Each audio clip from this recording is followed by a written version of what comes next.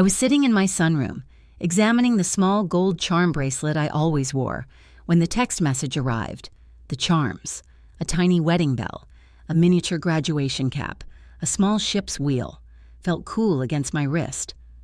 I was waiting for confirmation on the Caribbean cruise I'd booked for my daughter, Chloe, her husband, Jonathan, and me. It was supposed to be a chance to reset, to finally feel like a family unit again. Not just a bank account. I had already transferred the $2,800 for my cabin, barely noticing the amount, only noticing the flimsy thumbs-up emoji Chloe had sent back as confirmation. That alone should have been my first warning. The message popped up, not from Chloe, but from Jonathan, using his usual detached, business-like tone. Plans have changed. Stephen and Carolyn want quality time with their real family. You don't deserve this trip. The deposit will be refunded in 60 days. I read the words 5 times. You don't deserve this trip.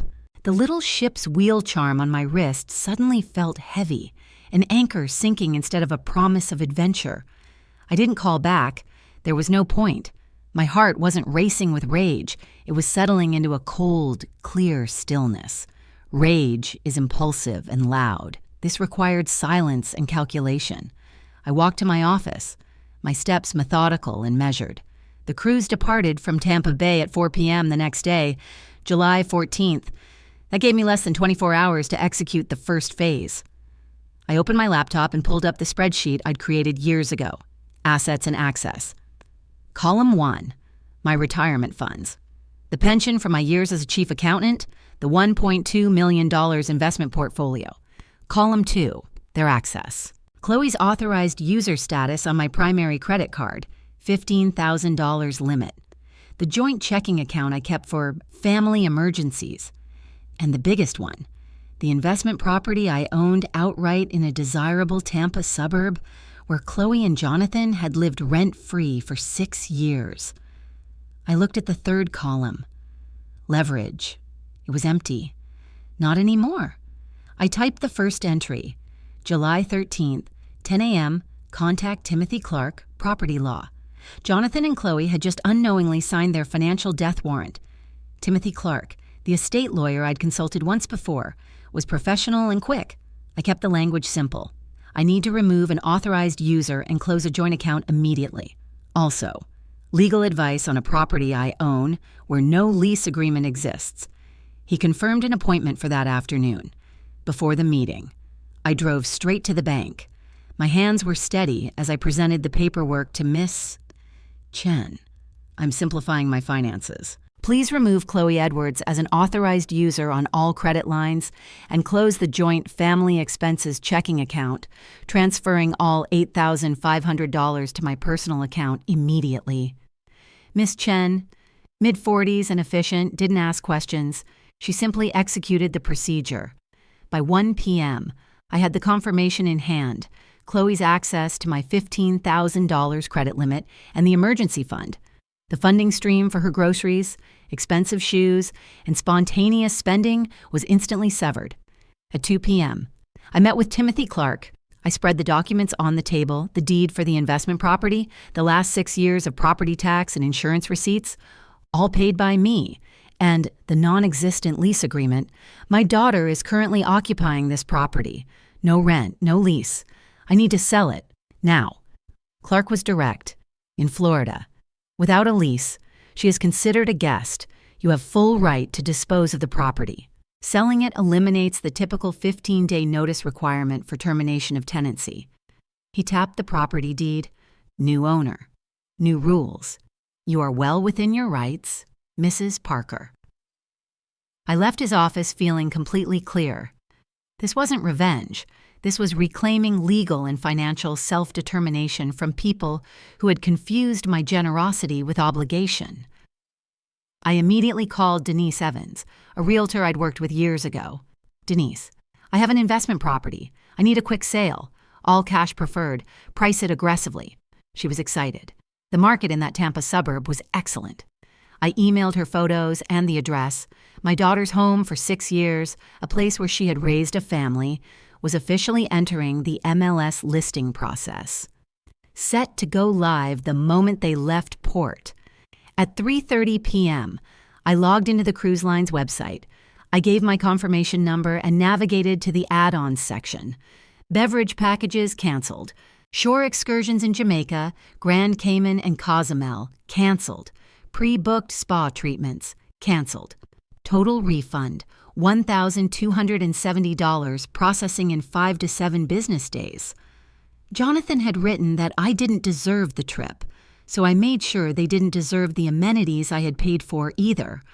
They would discover the financial blockades while at sea, where internet access was $35 a day and my phone number would not connect.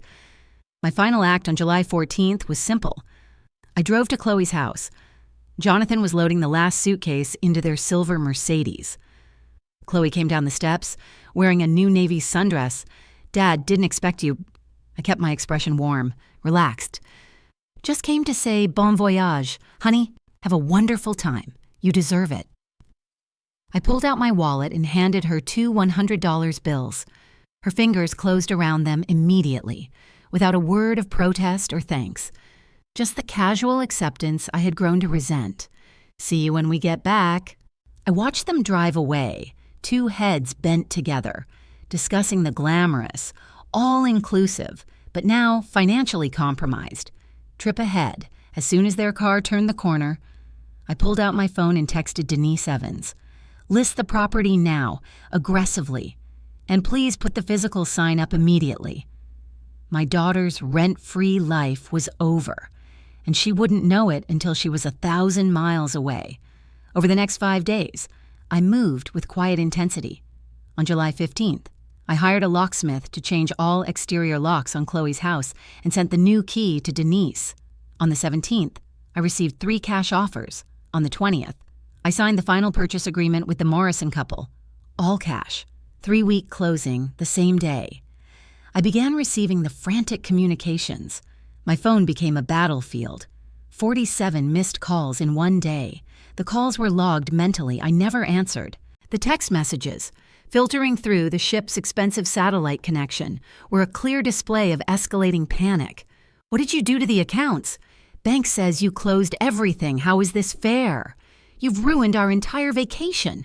Everyone is fighting about money constantly." Then came the real escalation. A forwarded text from Jonathan's mother, Stephen and Carolyn, which Chloe blindly passed on to me. "This is clearly just senile behavior. You've embarrassed us in front of everyone. They think you're losing it." Senile behavior. They had used my age and my recent actions as a weapon to dismiss me, to try and strip me of my competency. That message was the final, devastating blow. I hadn't changed my will in 5 years. It still bequeathed the bulk of my $1.2 million estate to Chloe. The next morning, July 21st, I called Patricia Chen, an estate attorney I had previously vetted. "Patricia, I need to finalize a new will immediately. The primary beneficiaries are now the Architecture Scholarship Fund at the University of Florida and Metropolitan Ministries Food Bank. My daughter, Chloe Edwards, is a secondary beneficiary, subject to specific conditions of financial independence." The final revenge wasn't the house, which was merely property. The final revenge was the complete removal of entitlement, the permanent transfer of my life savings to causes that actually demonstrated appreciation. On August 7th, I was sitting in a furnished rental in Asheville, North Carolina, 450 miles away, having changed my phone number and left my old one powered off in a drawer. When I decided to check the old line's voicemail forwarding service, I was reading a book about Frank Lloyd Wright, trying to focus on architecture, when her voice played through my laptop speakers. "Dad, we came home. New locks everywhere. There's a sold sign. Where are all our things? The neighbors are staring. Call me back right now." The message ended with a harsh, broken sob. That was the first and last time I allowed myself to hear her distress. I saved the voicemail for my lawyer's file, a record of the emotional crisis I had engineered, and then I closed the laptop. The property closing went smoothly on August 5th. The new owners, the Morrisons, were handed the keys. The contents of the house, Chloe and Jonathan's life were packed by a moving crew and secured in a storage unit, paid for through September 5th. I had sent the access code and notice to Chloe's email. I had done what I needed to do. 2 weeks later, Timothy Clark called. Mrs. Parker, the Edwards family attorney sent a formal demand. We responded, citing your property rights, the absence of a lease agreement, and proper notice regarding stored belongings. They have no legal standing. Any competency challenge would fail. Recommend continued non-engagement. The crisis was over. I returned to Tampa in late August, the heat heavy and familiar. My house was quiet, my life simpler. I no longer had the financial weight of my daughter's dependency on my shoulders. On my back patio, I watched the sun set over the city. My new phone lay silent on the table. The silence used to feel empty, but now it felt like space, room to decide what comes next. I had given my daughter 6 years of rent-free living and a bottomless bank account. She had repaid that generosity by telling me I didn't deserve to be part of the family. I had taken her words to heart. Her crisis wasn't mine to solve.